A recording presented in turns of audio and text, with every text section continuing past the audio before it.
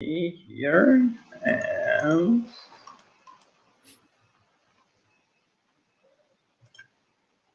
here. And we are live. Boa tarde a todos, pessoal. Sejam bem-vindos a mais uma sessão comentada do 17º Fantaspoa. O Fantaspoa 2021 conta com o patrocínio da Lei Aldir Blanc, a Lei 14.017 de 2020. Na tarde de hoje, nos se junta a partir da Alemanha para falar com a gente sobre o belíssimo filme Modell Olimpia, Frédéric Hambalek. E é um grande prazer estarmos aqui para conversar um pouco sobre este filme que é bem peculiar e algumas pessoas talvez fiquem questionando a presença do Fantaspoa, mas para mim é um filme bastante assustador. Before we enter in the questions, I just said to the Brazilian audience that I think it's a beautiful film, and some people might find it strange that a film such as yours is playing into a genre film festival, but I think it makes perfect sense. Yeah. Right. I was surprised too to get invited, actually. I think it makes perfect sense, and for me, the real horror in the film is the nature. But let's talk about this in the questions. Okay. So, yeah, sure. To start off, how did you come up with the original concept for the film? I think it was two ideas. I think that came together. One was just simply what would happen if somebody would try to change their, desires or their sexuality. What could that happen, and what would happen?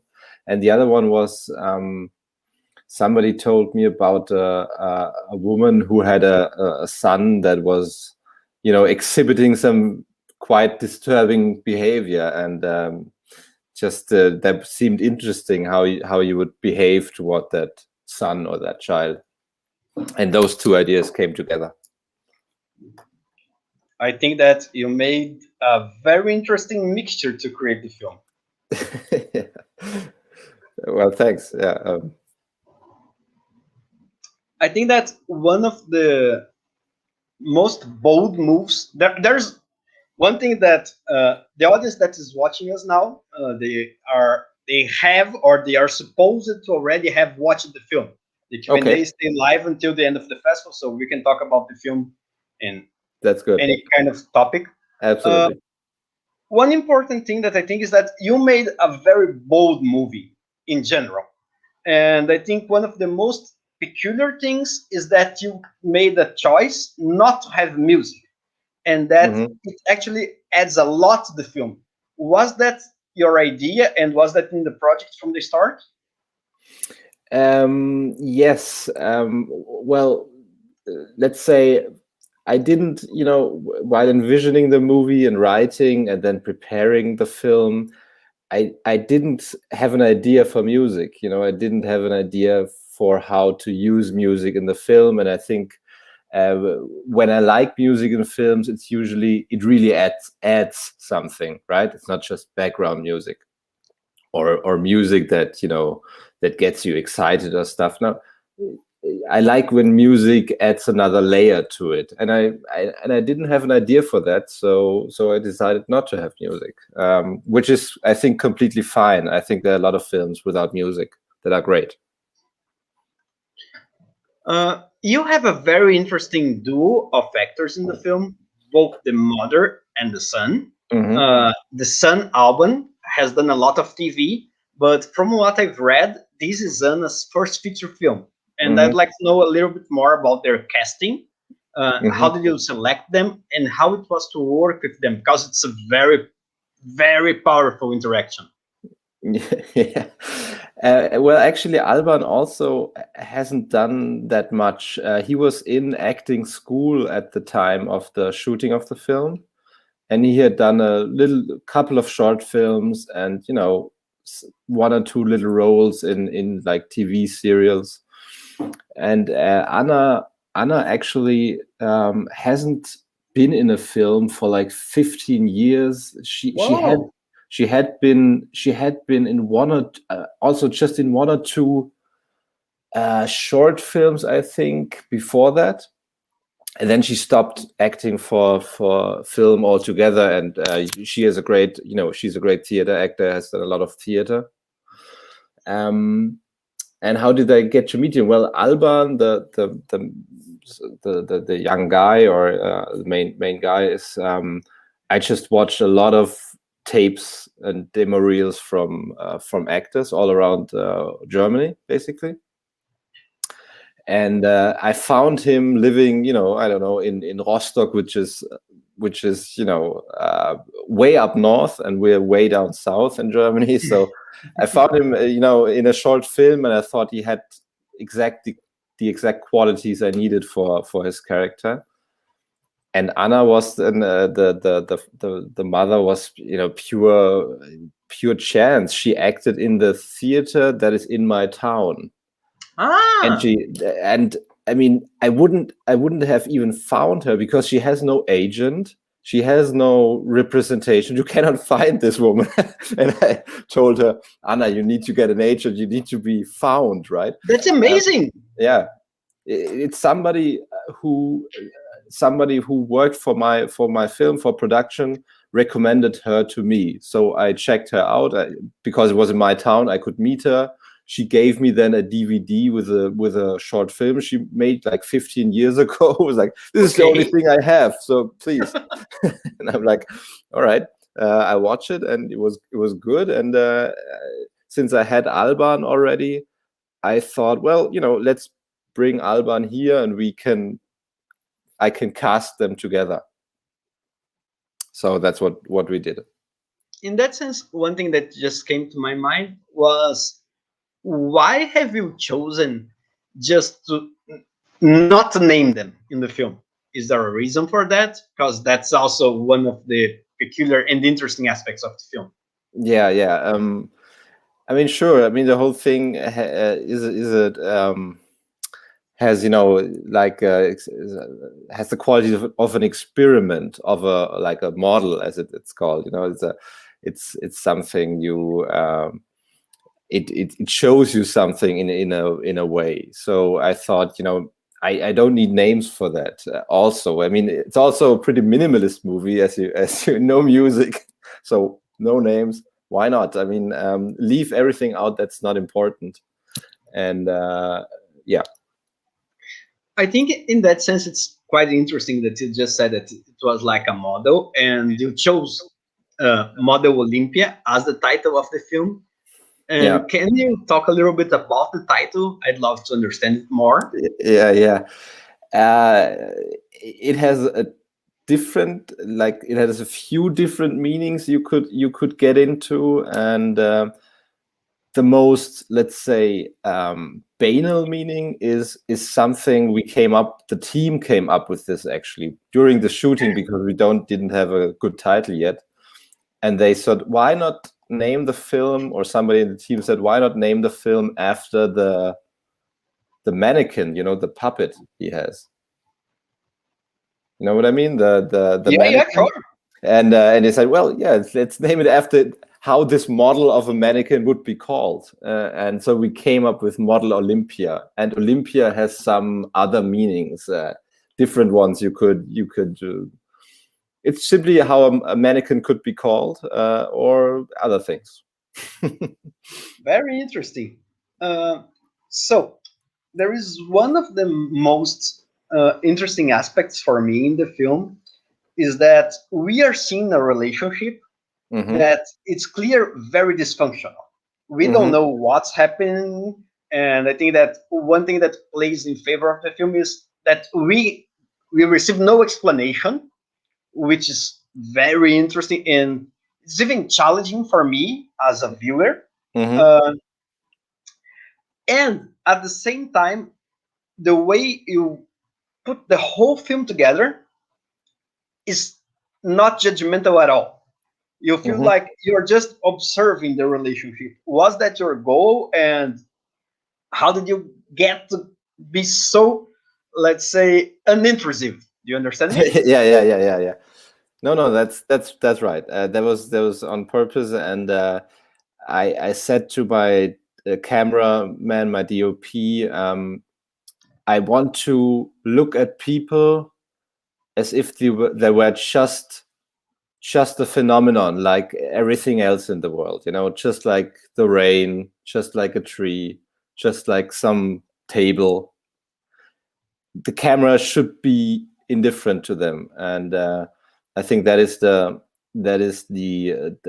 why it's so unjudgmental, because I knew the behavior we were going to show is quite ambivalent, let's say, or ethically, at least questionable, let's say. Ambivalent. So I wanted to have a perspective on that was completely non-judgmental. Very nice. So in the film, there are some very, let's say, emotionally hard scenes. Not only emotionally, but there are some scenes that even they are physically demanding. Mm-hmm. Which was the most difficult one to shoot?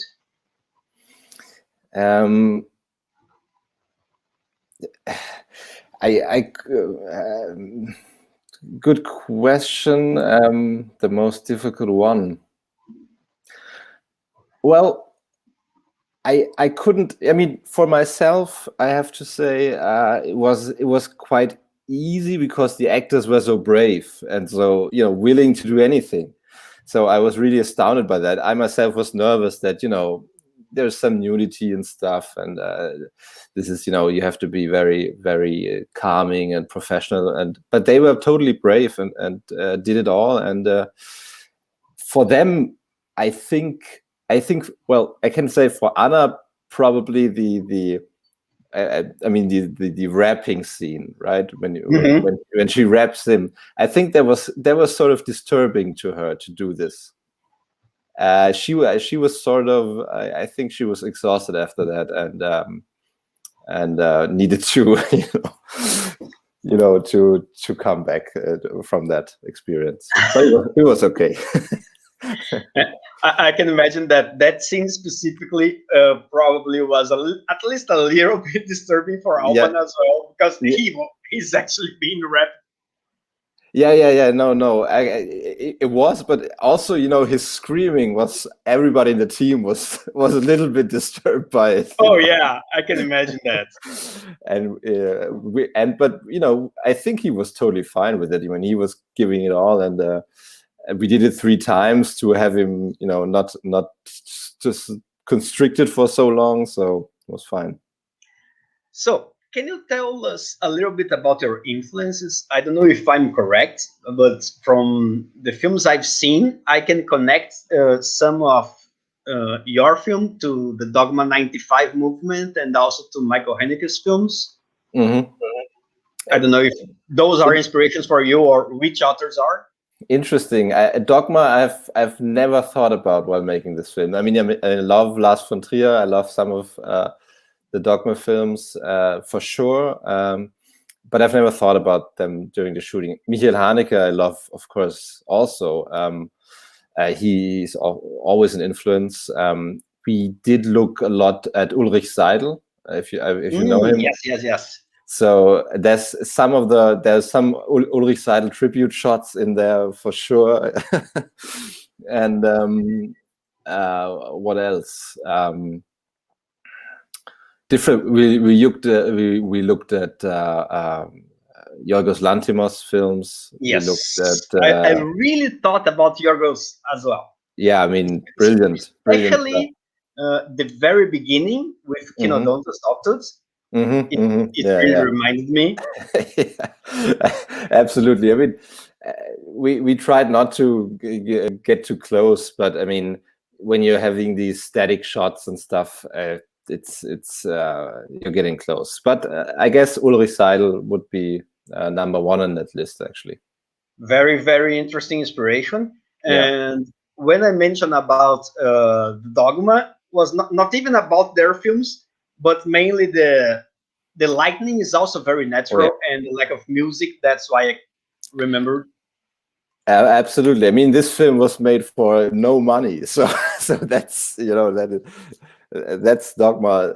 It was as Dogma as it could get. Yeah. So, one last question about the film itself. The ending of the film is quite dark. It's somber. but at the same time, for me, it's very poetic. I don't know if that was your intention, or what do you, if there's something like that, because it's, I'm thinking it's not dark, it's dark, but at the same time, it's okay, let's move on with our lives, something like that. Yeah, that's nice. Sounds good. Sounds good to me. I mean,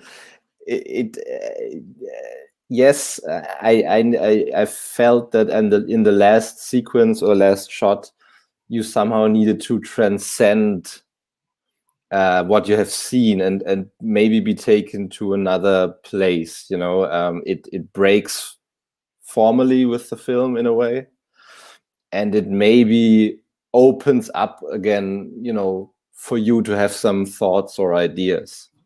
And they can be anything, of course, because it's very open and very ambivalent. Yeah, no, I think that the ambivalence that you've chosen to use, it's very interesting. And it really, let's say, connects to the film as a whole. Yeah, that's good. So, one last question. Wait, there is one question from the audience. Okay. If you had a bigger budget, would you do something different in the film, or the minimalistic approach is also an aesthetic choice for you? Good question. It's totally an aesthetic choice. And actually, I thought about this a lot. Not much. I wouldn't have done not that much differently. I mean, obviously, bigger budget would have been nice for things like getting decent salary to people and stuff like that. But what's on screen, I think I would change very little. Yeah. Interesting. Yeah. So, one last question. What can we expect from you in the future? Are you working in new projects? And if you are they different or similar? Yes, I have written a new script, which we try to finance over the next, I guess, I don't know, years. Or we try to do a proper film with a proper budget next time and stuff. And so we try to finance that. And in the meantime, I'm sort of working as a writer too for television stuff. And the thing I'm working on now is like a big show, could be a big series on a streaming service, but it's an early stage, so we will see. Cool. That's very nice to know. Well, I will be waiting, and I'm sure that the rest of the fans in Fantaspoa will be waiting as well. Yeah, thank you. Thanks for having me. Frédéric, thank you so much for playing the film with us, and thank you so much for this nice conversation. It was a pleasure having you here. Thank you. It was a pleasure. Thank you. Bye-bye. Greetings to Brazil. Bye-bye. Thank you.